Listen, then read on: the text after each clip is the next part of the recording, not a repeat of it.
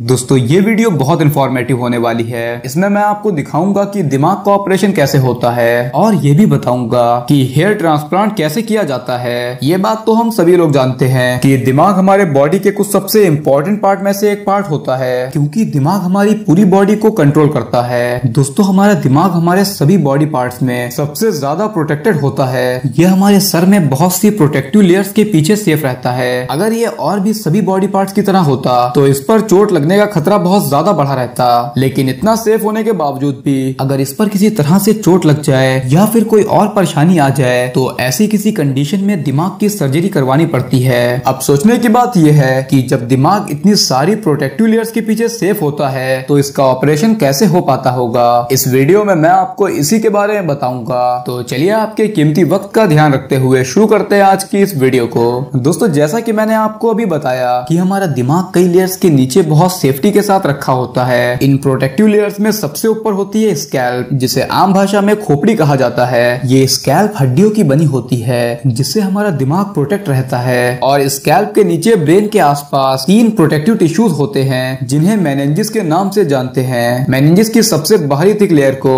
Dura mater कहते हैं और उसके नीचे वाली लेयर एराक्नोइड मैटर कहलाती है और सबसे आखिरी लेयर को पाया मैटर कहा जाता है। ये तीनों लेयर्स दिमाग की हिफाजत करती हैं। इसके साथ में लेयर्स के बीच में फ्लूइड और वीन्स होती हैं जो कि शॉक एब्जॉर्बर का काम करती हैं। लेकिन दिमाग इतना सेफ होने के बावजूद भी अगर हेड इंजरी, ब्रेन स्ट्रोक या ब्रेन ट्यूमर जैसी कोई सीरियस प्रॉब्लम होती है तो ऐसे में ब्रेन को ऑपरेशन करना पड़ता है, जिसे क्रेनियोटॉमी सर्जरी कहा जाता है। ये एक ऐसा सर्जिकल प्रोसेस होता है जिसमें न्यूरोसर्जन दिमाग तक पहुंचने के लिए स्कैल्प का हड्डी वाला हिस्सा निकाल देते हैं और फिर सर्जरी करने के बाद उसे वापस उसी जगह पर जोड़ देते हैं। क्रेनियोटॉमी सर्जरी परफॉर्म करने के लिए सबसे पहले पेशेंट को एनेस्थीसिया दिया जाता है जिससे कि वो बेहोश हो जाए और उसे दर्द ना हो। इसके बाद पेशेंट के सर को इस डिवाइस में लगा देते हैं। ये डिवाइस मरीज के दिमाग को एक जगह पर होल्ड करके रखती है। अब स्कैल्प के जिस हिस्से को निकालना होता है उस जगह पर मौजूद बालों को हटा दिया जाता है। इतना काम होने के बाद सर के ऊपर कट लगाते हैं। जैसा कि आप देख ही सकते हैं कि डॉक्टर खोपड़ी के ऊपर कट लगाते हैं और ऊपर मौजूद स्किन को अलग कर देते हैं। इसके बाद न्यूरोसर्जन खोपड़ी के ऊपर होल्स बनाते हैं। इन होल्स की मदद से क्रेनियोटॉम को इंटर करते हैं। क्रेनियोटॉम एक ऐसा टूल होता है जिससे खोपड़ी के हड्डी वाले हिस्से में ओपनिंग क्रिएट की जाती है। इसके बाद बॉन्ड फ्लिप को हटा देते हैं। दोस्तों ये बात तो मैंने आपको भी बताई थी कि दिमाग के ऊपर 3 लेयर्स होती हैं जो कि दिमाग को प्रोटेक्ट करती हैं। इनको हटाने के बाद ही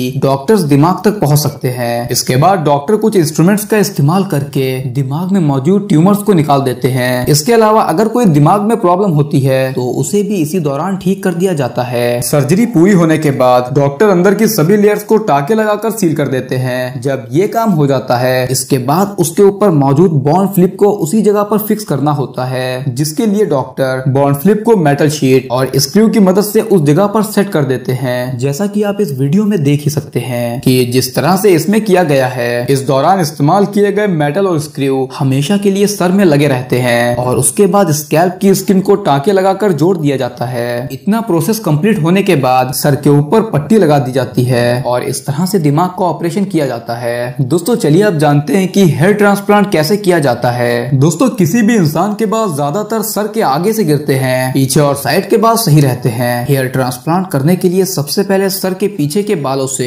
एक स्ट्रैप को निकाल लेते हैं। इस एरिया को डोनर एरिया कहते हैं। उस हिस्से की चमड़ी को निकालने के लिए सबसे पहले एनेस्थीसिया के इंजेक्शन को लगा दिया जाता है जिससे कि इस दौरान तकलीफ ना हो। इसके बाद डोनर एरिया से निकाले गए स्ट्रैप से हेयर ग्राफ्ट को अलग कर दिया जाता है। सर के आगे जितने ग्राफ्ट लगाने की जरूरत होती है डोनर एरिया से उसी हिसाब से बाल निकाले जाते हैं और फिर जिन जगहों पर बालों को लगाना होता है वहां मार्क बनाकर उस जगह को सुन करने के लिए एनेस्थीसिया लगा दिया जाता है। इसके बाद सर के गंजेपन वाले हिस्सों पर ग्राफ्ट लगाने के लिए सर्जन एक मशीन का इस्तेमाल करके उस जगह पर छेद करता है। छेद करते हुए इस बात का ख्याल रखा जाता है कि सर में कोई परेशानी ना हो। जब छेद कर लिया जाता है तब एक एक करके सभी ग्राफ्ट को सर में लगा दिया जाता है और डोनर एरिया पर भी ड्रेसिंग कर देते हैं। इस तरह से हेयर ट्रांसप्लांट होता है। इसके बाद डॉक्टर कोई दवाई देते हैं जिसे कुछ महीनों तक हेयर ट्रांसप्लांट कराने वाले शख्स को खाना होता है। लेकिन क्या ट्रांसप्लांट कराने के बाद वो बाल नेचुरल बालों की तरह ग्रो होंगे या नहीं, और क्या ट्रांसप्लांट के बाद निकले बालों की कटिंग करवा सकते हैं या नहीं? तो आपको बता दें कि ये बाल पीछे वाले बालों की तरह ही होते हैं जो बढ़ते भी रहते हैं और उन्हें कटवाया भी जा सकता है। दोस्तों आज की इस वीडियो में बस इतना ही। अगर आप आपको ये वीडियो अच्छी लगी हो तो प्लीज वीडियो को लाइक करिएगा